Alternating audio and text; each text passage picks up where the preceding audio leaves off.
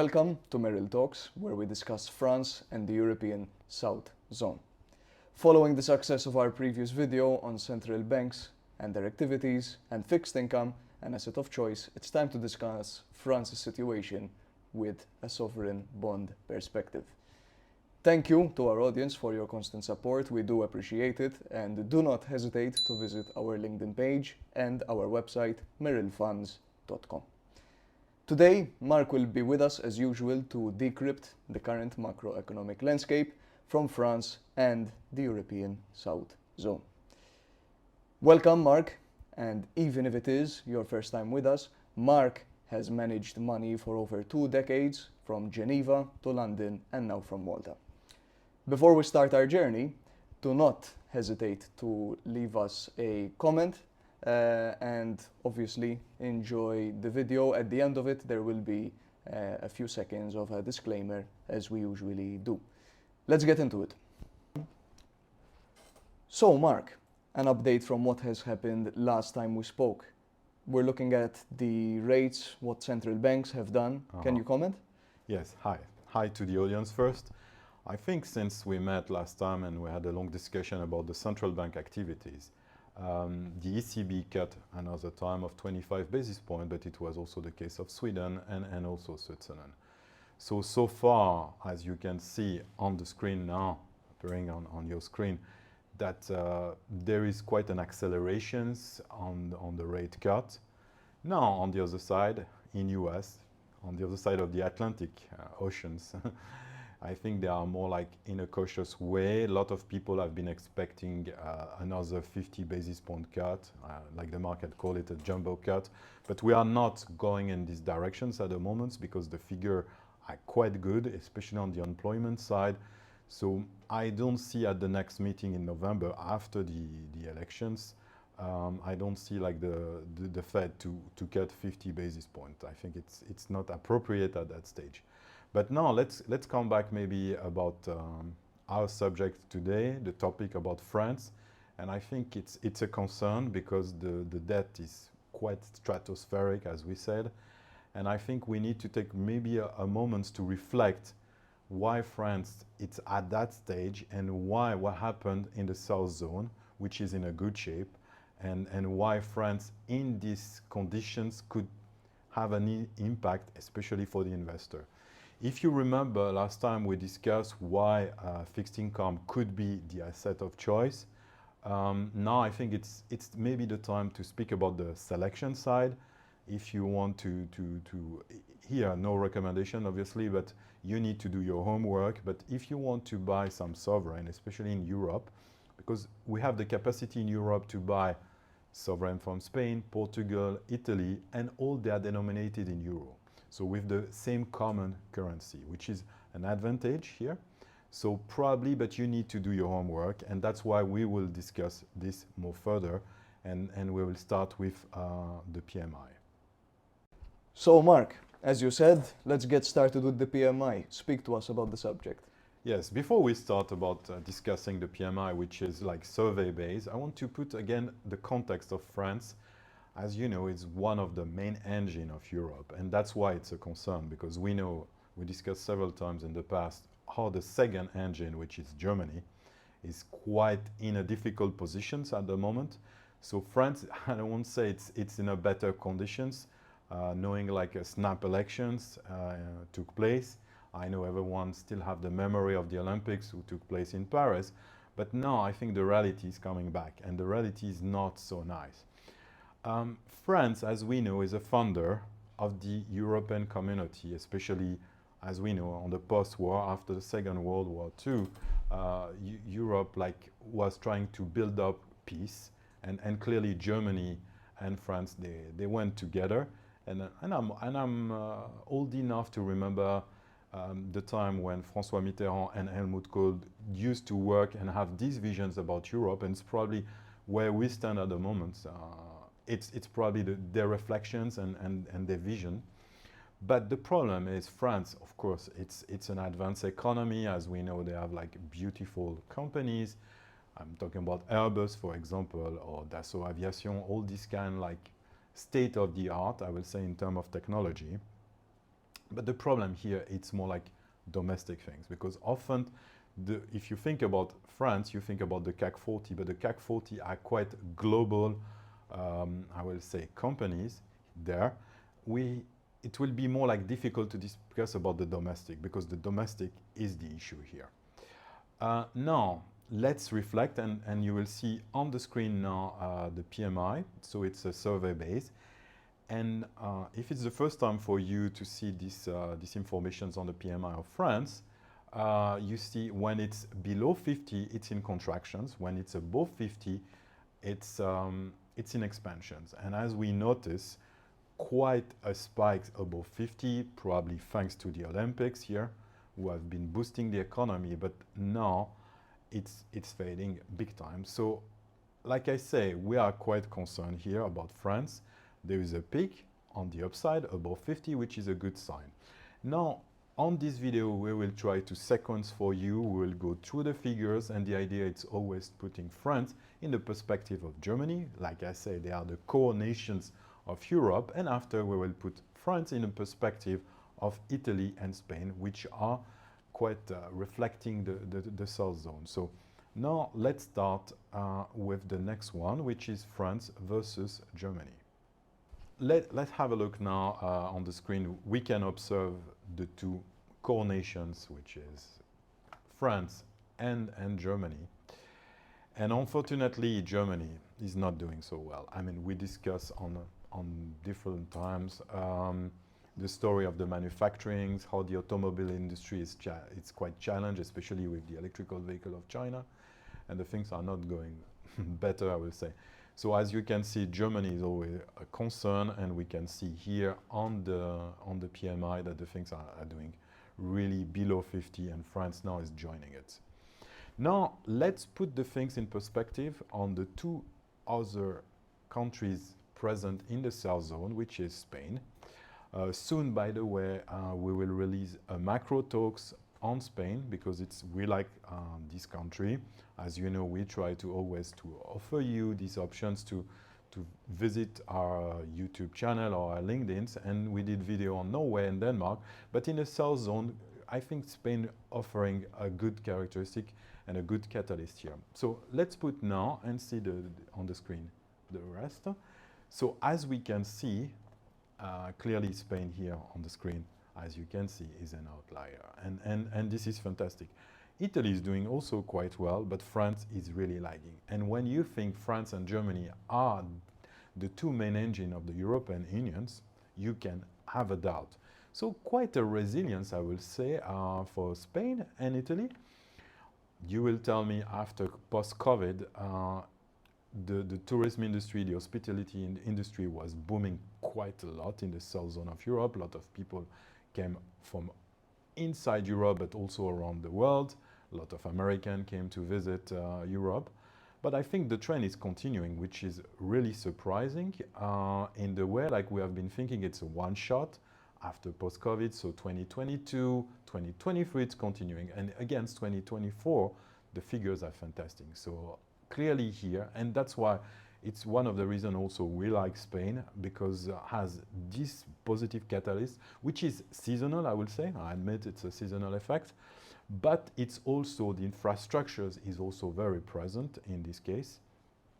And why I know quite well the Spanish market. Why? Because back at that time, I used to manage a clean energy company, and in this clean energy company, Spain was playing an important role on the renewable. And the other country who was playing at that time also an important role was Germany. Germany had a lot of companies dedicated to solar panel, but nowadays they're not existing. I mean, we think about manufacturing and car and automobile challenged by electrical vehicle coming from China, but the solar panel destroy completely the German industry.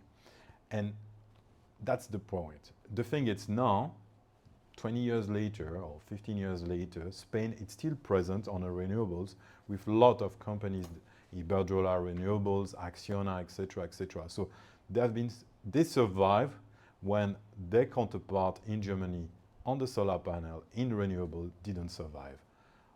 This massive I will say, impact of the Chinese solar panel who have been quite cheap.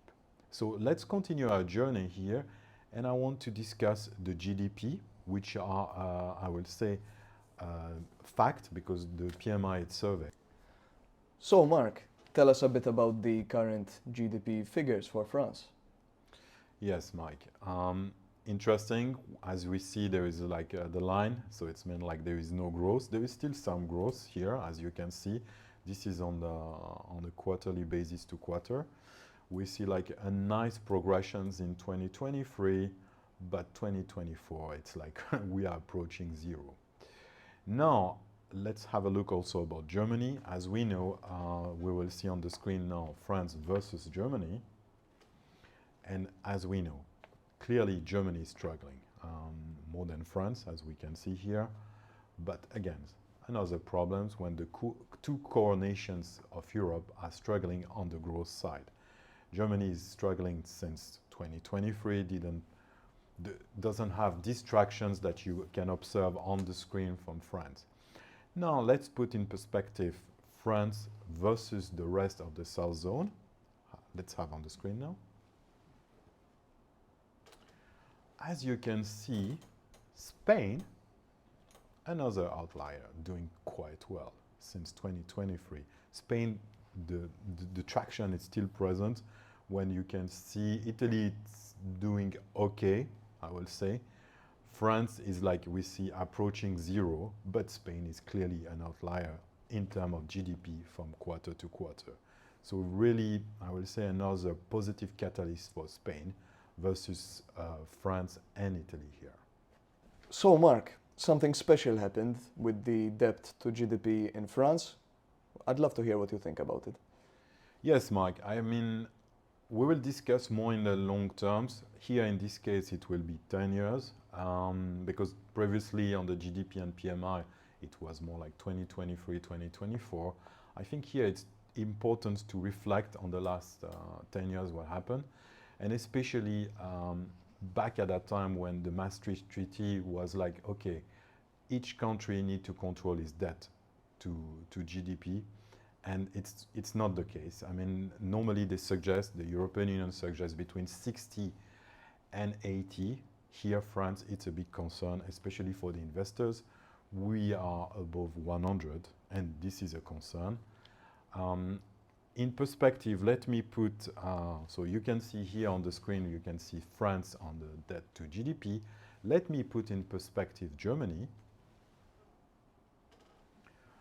As we can see on the screen, Germany is respecting, I will say, the criteria of the European Union and the Maastricht Treaty. We have something like around 60, even like during, I will say, even during COVID times, because as you know, lot of stimulus coming from the government, and clearly, as we know, when COVID came, when the pandemic came, all the countries, they have been accelerating and pushing on the spending.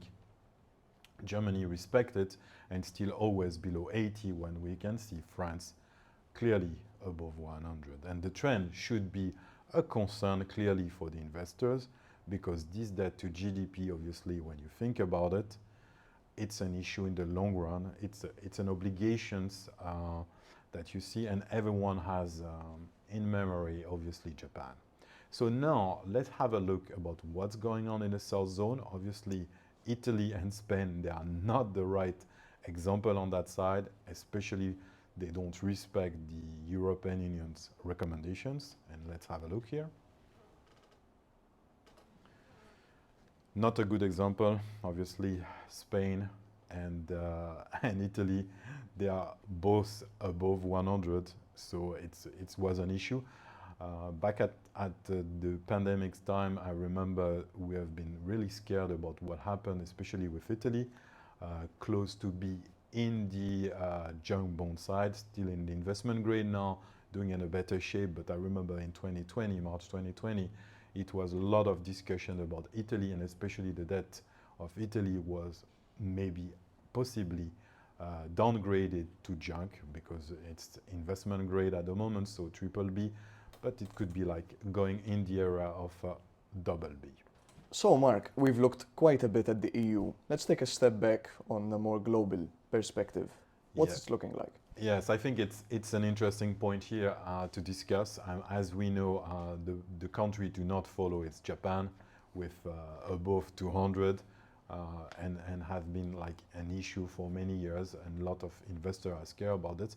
But I think at the moment we are in the time of fiscal budget. A lot of countries, including here, they're talking about the fiscal budget, and this is an issue because what we notice, it's the rate, the 10 years, the 30 years going up, even knowing like the jumbo cut of the Fed of 50 basis points. Why? Because a lot of people are scared about the deficit, and especially the US deficit, who can continue. So clearly it was pushing the rate up. It's not only because long-term rate normally should reflect the GDP, the growth in the long run, but also the inflations, and they should have also a premium which could reflect the deficit here. And of course, it's an issue, and especially for US. So clearly two countries here to not imitate, but it seems like France, US, they are converging, hopefully not so soon, on the direction of Japan. And as we know, Japanizations, as we call this phenomena, like stagnation for 30 years, Japan is doing better, as we know, since the past 3 years. Try to rejuvenate his economy, bring back inflations, and as we know, deflations could be the risk, and especially I would say deflation in Europe could be a major risk. So we need to be cautious, and I think debt to GDP at that level can push France in a deflation spiral. So, Mark, as we speak, some of the latest headlines is that the yield in France has overtaken the yield in Spain. What's the situation? Why is this happening? We know what France is, we know what Spain is. How has this happened? Yes, that's the big questions here at the moment, Mike. And clearly here we see, as you can see now on the screen, the 10 years yield of France. It's an issue. It's an issue because France, the debt of France, give you more money than if you invest on the Spanish government bonds. It's an interesting thing, knowing that we will see just after the end of these discussions about this, the rating here. So let me put in perspective. So here on the screen you have the 10 years yield of France. Now let's put me in perspective with Germany. So as we can see, the spread between Germany and France, it's quite high, not so wide, but it was better, I will say, back to last year, but now it's widening. And this is a concern, obviously. So Germany is still remaining quite stable when France going up. Now, you ask the questions, what's going on versus Spain and versus Italy? Let's have the things on the screen now.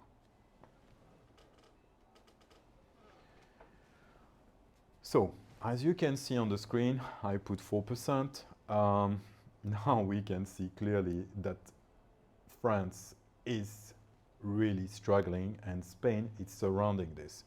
So from a short-term perspective, Spain went down and it's an issue. When on that side, Italy is still high, that's for sure. So it's structurally high, but we know because the debt to GDP, but Spain is overpassing. As we know, and we see at the beginning, the PMI are quite good in Spain. The GDP quarter to quarter is also quite good for the past 2 years, I will say. So clearly here a concern. But let me show you the last slide here, and it's, I think, summarize everything we discussed so far, and we will see here the rating of France, the rating of Spain, and you can ask yourself if France offering a nice opportunity here.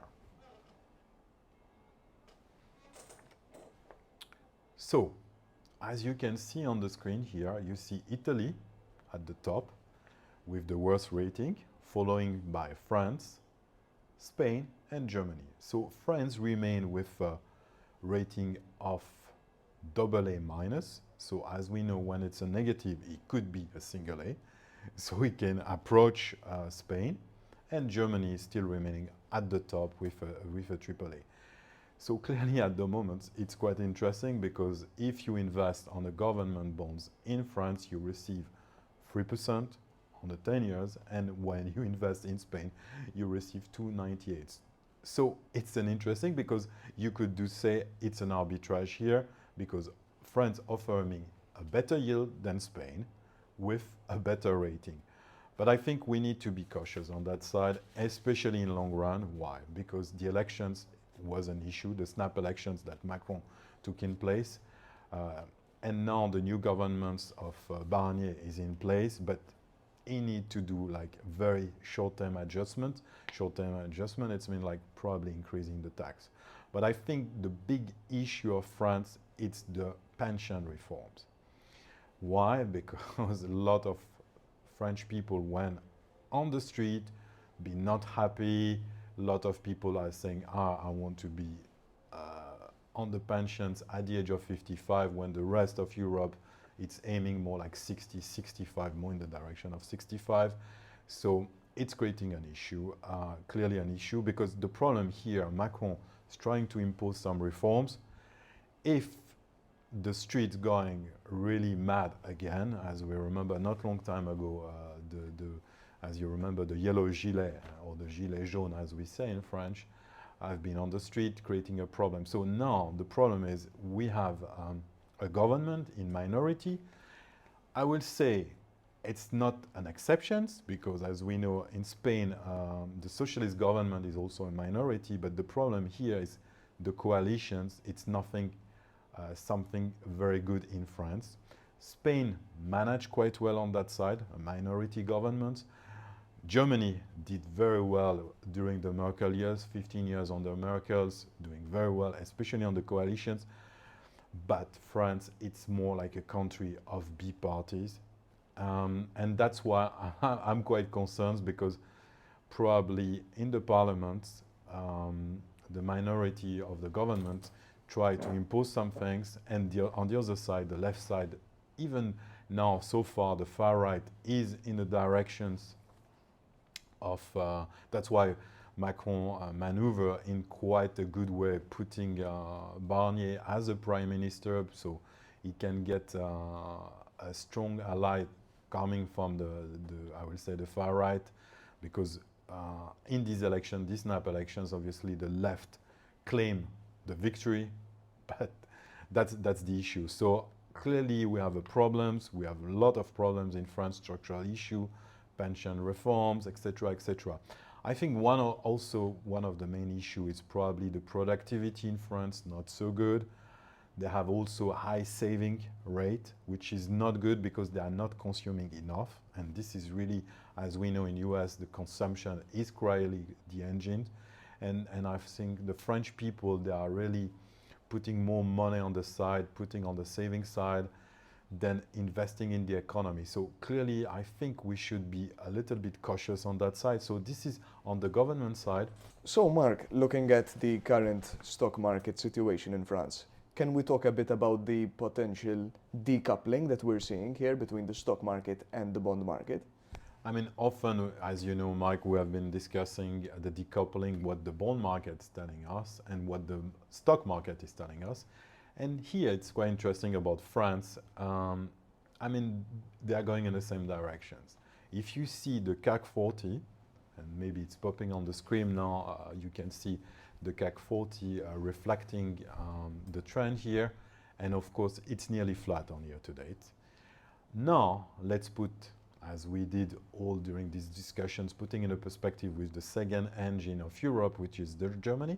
Let me pop up on the screen for you. And as we can see, Germany is clearly outperforming the stock market, the CAC 40. So the DAX is clearly outperforming. Now, let's put this in perspective with South Zone, so Italy and Spain. Let's pop up on the screen now. And clearly here, this is clearly an outperforming from Spain and Italy, and France clearly flat. So it's quite interesting. For once, there is an alignment of what the stock market is telling us, that France is really stagnant and flat. The bond market, the yield also telling us also the yield is higher.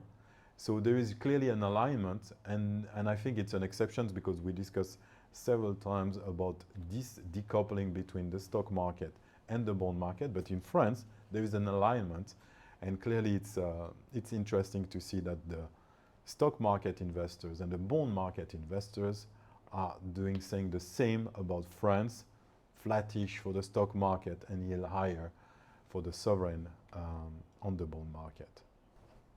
So thank you very much, Marc, as usual. Thank you very much also to our audience. I hope they enjoyed this description. Here, this time we try to bring a lot of figures, PMI, GDP, and debt to GDP. I think it was important, especially, I think it's a very sensitive subject. It's a very sensitive political subject also.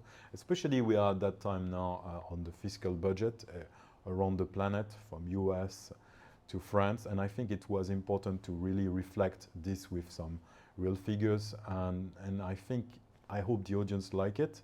And we are always happy to discuss a subject on a macroeconomic subject.